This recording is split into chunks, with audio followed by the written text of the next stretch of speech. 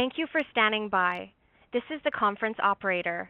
Welcome to the Japan Gold Corporation conference call. As a reminder, all participants are in listen-only mode and the conference is being recorded. After the presentation, there will be an opportunity to ask questions. To join the question queue, you may press star 1 on your telephone keypad. Should you need assistance during the conference call, you may signal an operator by pressing star 0. I would now like to turn the conference over to John Proust, Chairman and CEO of Japan Gold Corporation. Please go ahead, Mr. Proust. Thank you, operator. Good morning. This is John Proust, and as the operator said, I'm the Chairman and Chief Executive Officer of Japan Gold. And today I am joined by Mitsuhiko Yamada. Mr. Yamada is a director of Japan Gold and is also our representing director in Japan for our wholly owned subsidiary, Japan Gold KK. I also have online with us today Andrew Rowe, who is our country manager and vice president of exploration, and Vince Boone, our chief financial officer. I'm very pleased to be with you or speaking to you today about an important development in the company. This is most likely the largest or most important milestone that the company has achieved to date in the announced Barrick Alliance this morning. Along with the announcement of the Barrick Alliance, we also announced 6 further project acquisitions, bringing our total number of projects in Japan to 30. The Barrick Alliance will be focusing on 28 of the 30 projects, and 2 projects we will be advancing independently, one being the Akutahara project in Hokkaido, on the island of Hokkaido, and the Ora Takamine project on the southern island of Kyushu. The Barrick Alliance is a very comprehensive alliance, and it's exactly the right transaction that we have been looking for as a company, as a junior company. But first of all, and most importantly, I would say that Barrick is the best possible partner that we could bring into Japan. They are one of the top 2 gold producing companies in the world. They have a number of tier 1 mines in different countries. They're on 4 continents. And probably most importantly for us, they're extremely nimble. They're very entrepreneurial under the leadership of Mark Bristow, their chief executive officer. And they have a very good focus on Japan.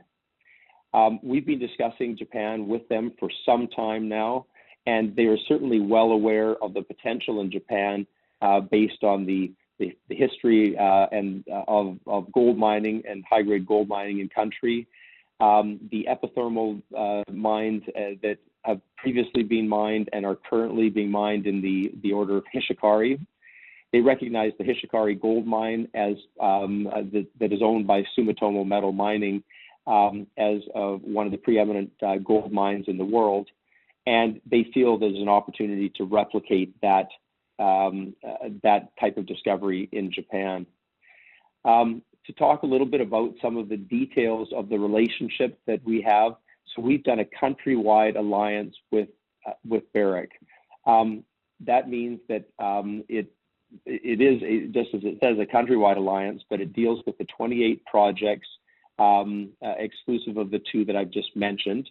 But it also relates to additional projects that Japan Gold may acquire or identify.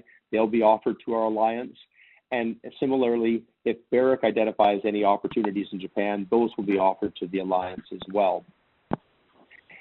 The details of the actual alliance and how it's going to go forward is that initially there is a 2-year evaluation phase on each project that is in the alliance.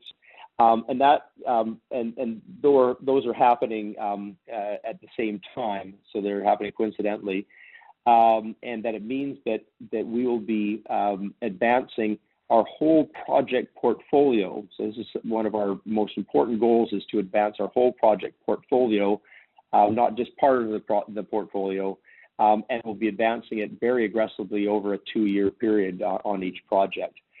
At the end of that period, Barrick will have an ability to identify projects that they think meet their criteria.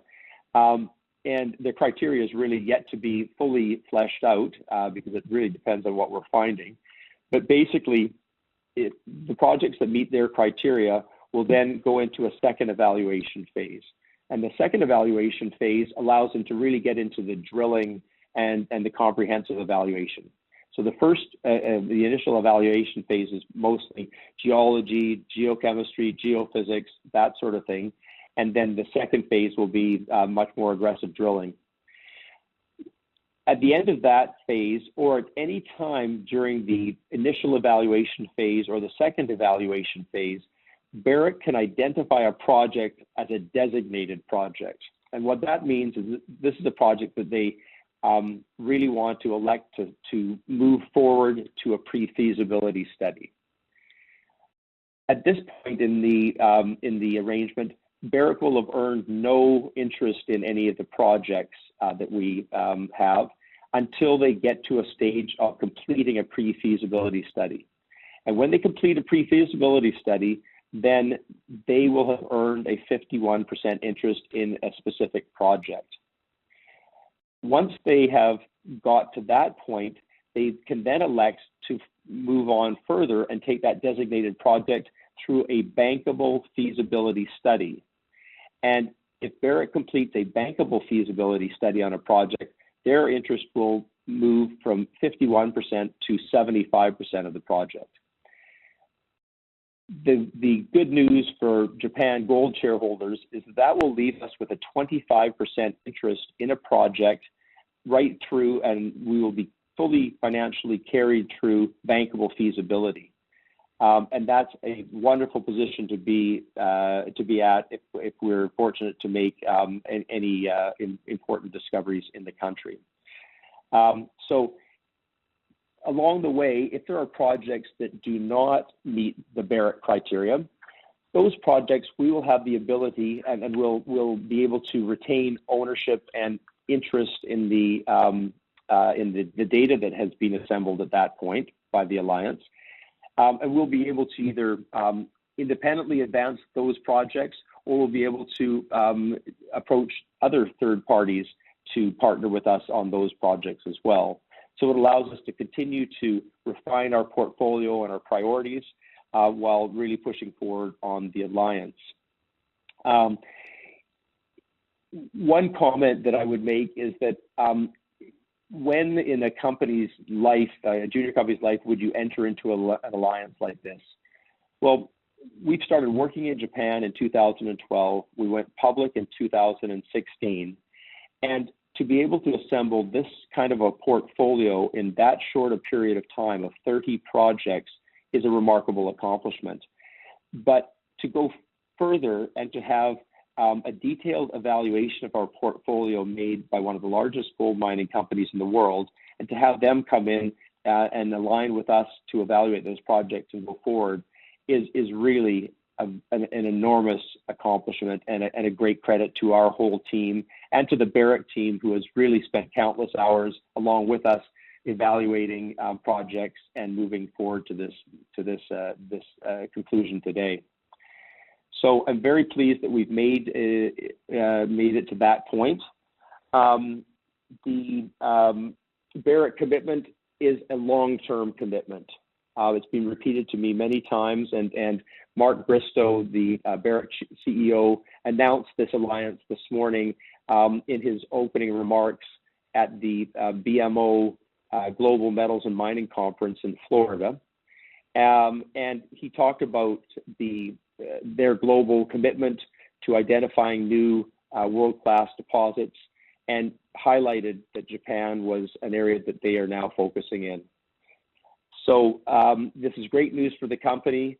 It allows us to be sole funded through those work programs with Barrick, but allows us to also continue on with two important projects ourselves. So with that, I'll thank you for participating, and I'll turn it back to the operator where we can take questions. Thank you, sir. We will now begin the question and answer session. To join the question queue, you may press *1 on your telephone keypad. You will hear a tone acknowledging your request. If you are using a speakerphone, please pick up your handset before pressing any keys. To withdraw from the question queue, please press star 2. Once again, anyone who wishes to ask a question may press star 1 at this time. We will pause for a moment as callers join the queue.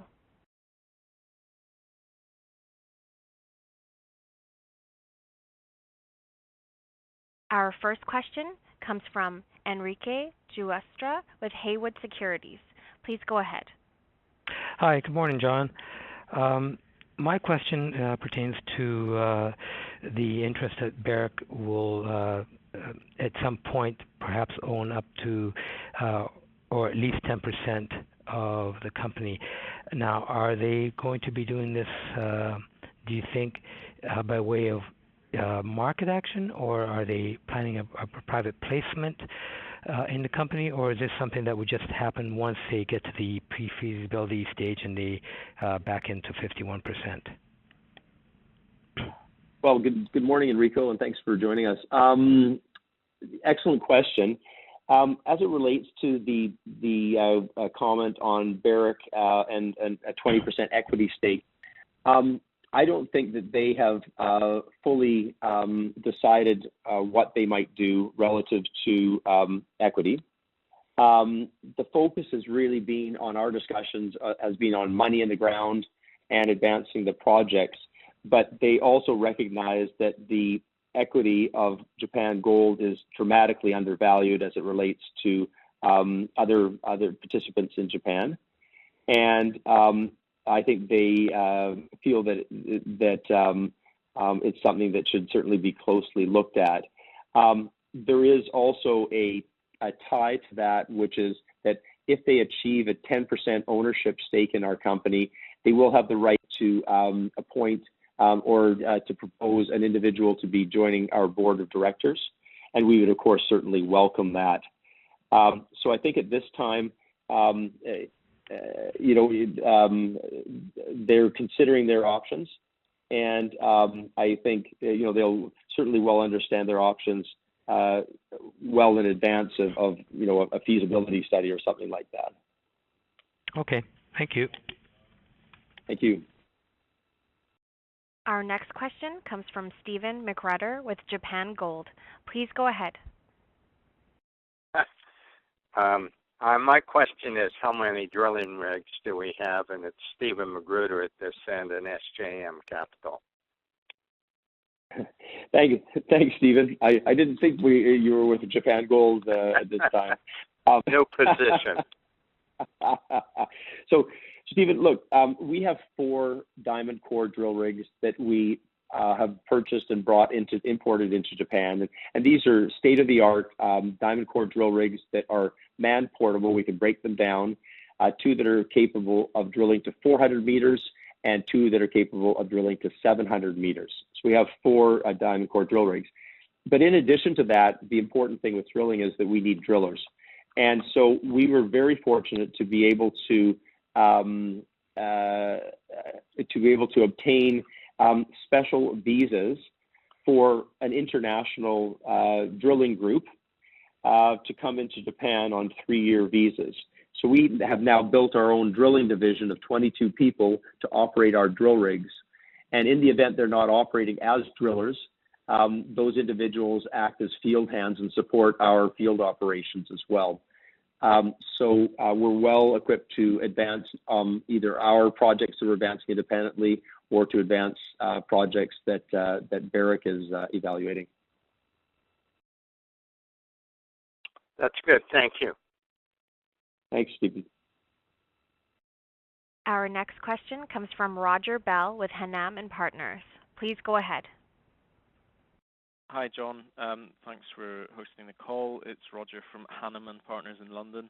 I was just interested in why the 2 projects were left out of the alliance. Was it to do with the level of work that you'd done already on those? And then can you just confirm that my sort of maths is correct here, that you basically it's $3 million commitment per project per year.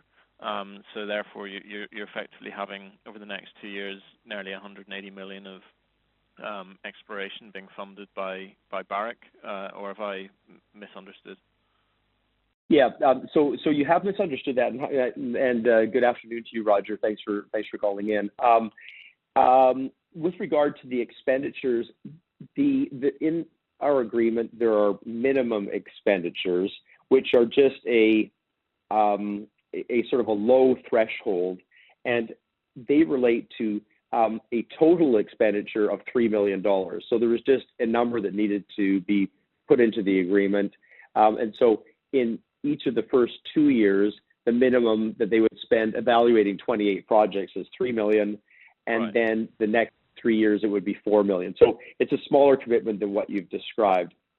But I think that doesn't necessarily bear any relation to what Newmont or what Barrick will do relative to the the portfolio as it starts to get advanced.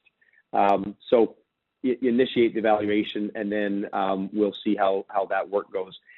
What they have to do is they have to evaluate to their satisfaction. So Barrick has to evaluate to their satisfaction 28 projects. 2 years is a short period of time. And if you start looking at geology and geophysics and geochemistry, et cetera, so I could see the dollars being certainly significantly larger than that. With regard to the 2 projects that are left out, the Akutahara project and the Ora Takamine project, those 2 projects are our 2 most advanced projects. But also there is a relationship with Newmont. So as many of the listeners may know, Newmont is one of the large shareholders in Japan Gold. So Newmont currently owns 16% of Japan Gold. And the relationship that we have with Newmont on those 2 projects is that if we want to seek a joint venture partner on those 2 projects, they have a right of first refusal. So we would go to them first. And certainly Newmont has been very supportive in our operational activities in the field, and we very, very much appreciate that. So that's why those 2 were left out of the Barrick Alliance. But also from a Japan Gold shareholder standpoint, there's no, we're not committed to moving into a joint venture with anybody on those projects. So those 2 projects, we've got a very, very positive view on both projects. Those projects are projects that we can advance ourselves 100%, and again, have no commitment to entering into a joint venture. So I think it's simple and clean to have it that way, and I think that is respectful to both parties. Barrick certainly as our alliance partner, and Newmont as a significant investor and a supporter on the technical side. Great, thanks very much. Thank you. Our next question comes from Michael Hebner with McNally Financial. Please go ahead. Yeah, John, congratulations. You're an overnight success again. Well, Michael, thanks for saying that. Great to have you. So what do you, I mean, because like $3 million to Barrick's not a lot of money. It seems like they wouldn't even enter into this. And Mark Bristow to get on to put it in the press release. I mean, so what is your expectation of what they're going to do? Well, and Michael, good question. And I really don't want our audience to focus on a minimum that's put into into an agreement like this. And I think minimums really relate to a real negative scenario if everything didn't work. But still, commitments were there. From my standpoint, when I look at the project portfolio that we've got, we're on 3 different islands. We have now, and I'd have to get the exact numbers at some point here, but I think we're certainly over or in the area of 2,000 square kilometers when you add our projects together, perhaps a little bit more than that. So there's going to be a significant commitment to getting this moving. the first point that I would make, and I maybe should have been a little clearer in my opening remarks, was that they've asked us to be the operator initially because we are fully operational. We have an excellent team in Japan, and we have the ability to do the geology and to support the geophysics, et cetera, to really get that first pass done across all these projects. So we've already been collaborating very carefully with them on, numerous work programs that are going to take place, and we'll see how those budgets unfold. So, those budgets will become clearer as our technical teams mesh their ideas over the next short while. But this is something where we're certainly not, we and Barrick, so the Alliance is certainly not going to let any moss grow under our feet. The starting gun has gone off. We've got 2 years to go evaluate these projects, and we're going to get those done. So how many people are they committing to this project, to looking at these different things? What's the size of the focus? Yeah, so Barrick has no international companies have really a presence in Japan in any way, or in any significant way at all.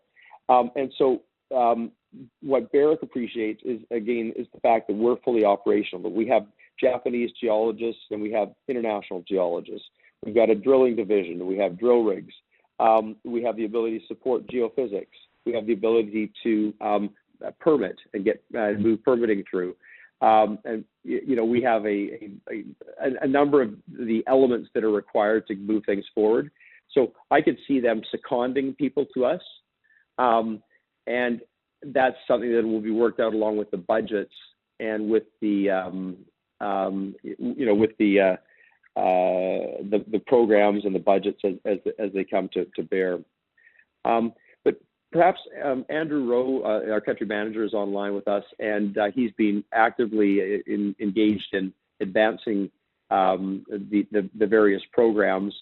Andrew, do you want to make any comments? Or do you have any comments you'd like to make relative to how big an arrangement this could be in terms of evaluating the 28 projects? Yeah. Hi, John. Can you hear me okay there? Yes, just fine. Okay, good. Yeah, so just as an initial phase, we're jumping into a large regional program, which is designed to cover all of the 28 projects, and that will include detailed stream sediment and BLEG sampling. It will also involve detailed tips, and it will also involve semi-regional or semi-detailed gravity surveying at the same time. So that's the first phase, and that's going to, and once that's completed, then we'll obviously be reviewing that information, and then we'll focus down on the next steps after that. So the first thing to do is to get that regional work done, identify where the target areas are, and focus down on those. And as John stated, we have a completely full team here. We can fully do all this work. There will be a technical committee as well with Barrick, and they will obviously be guiding things the way that they want things done, but we'll be managing it on the ground. So of the 5 partners that you were talking to on this project, why did you go the whole shooting match with Barrick? So, excellent question. We've had a lot of interest from many international companies, majors and large mid-tiers. The key thing for me, Michael, is that I didn't want anybody coming in and trying to cherry pick. I'll use the word cherry pick our portfolio. So what we were looking for was a partner that truly was committed to Japan and truly committed to being aligned with us, so that we would advance all the projects. And Barrick, and so that's number one, and Barrick fit that bill completely. The other thing that I was really looking for is that a junior company, and we're a junior company, but a junior company really is entrepreneurial, is nimble, needs to make quick decisions, needs to move things forward effectively and efficiently, and needs a big partner to do that. And by and large, a lot of the majors are bureaucratic. They have layers and layers of leadership and administration, and they just can't move as quickly as we would like. So Barrick is not that type of company. They are nimble, they are quick. I mean, the fact that in terms of how quickly we were actually able to form this alliance is really a credit to them and the way that they're organized under the leadership of Mark Bristow and the rest of their senior leadership team. One really important aspect also, Michael, and this is very important for public shareholders, shareholders of Japan Gold, are that Japan Gold is permitted to announce or release information relating to the programs on the 28 projects that the Alliance is advancing. So there's not going to be any shortage of information. If we, Japan Gold, think that there's anything that's important or material from our perspective that we'd like to put out, we'll be able to freely announce that. And I think that's a very important piece in a relationship like this going forward, is having that entrepreneurial commitment, but also having that ability to support the junior company and its communication with its shareholders and to the market. Great. Thanks again. I'll let some other people ask some questions. Thank you, John. You bet. Thank you, Michael. This concludes the time allocated for the question and answer session. I would like to turn the conference back over to Mr. Proust for any closing remarks. Thank you. I'm really pleased that you could dial in and join with us today. We've been working very hard at building this company from conception back in 2012 through to today, having an alliance with one of the largest gold producing companies in the world. The dominant portfolio, the first mover advantage that we have, the ability for us to go out and try and identify new world-class discoveries in this vastly unexplored jurisdiction is really a unique opportunity. And it's one where our undervalued nature has probably been a lack of communication in some respects, but also has been a lack of validation until today. So the fact that we're able to complete this alliance should clearly validate that Japan is a destination for new major discoveries, and that we've got absolutely the right team on the table to do that. So I appreciate everybody being with us. I thank you for your participation in the company and your patience as we move forward to this stage. And I look forward to reporting back to you our new results as they become available on this ongoing process going forward. So thank you very much. This concludes today's conference call. You may disconnect your lines. Thank you for participating and have a pleasant day.